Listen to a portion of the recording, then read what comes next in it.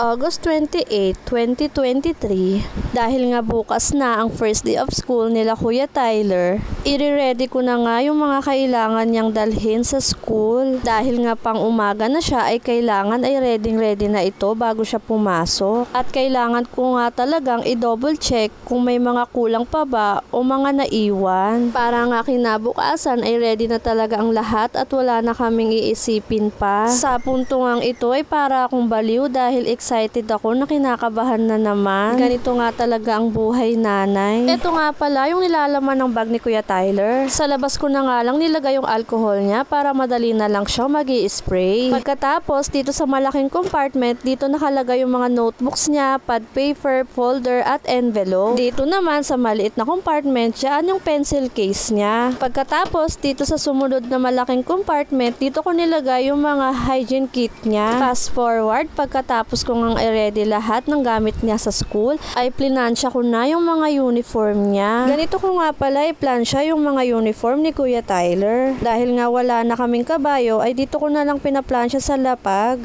Nilalagyan ko na lang na makapal na tela para naman mag-straight talaga siya. Mas maganda sana kung meron kang kabayo, pero dahil nga wala na kaming kabayo, ay dito ko na lang talaga pinaplansya. Hanggang dito na lang. Salamat sa panonood. Bye-bye!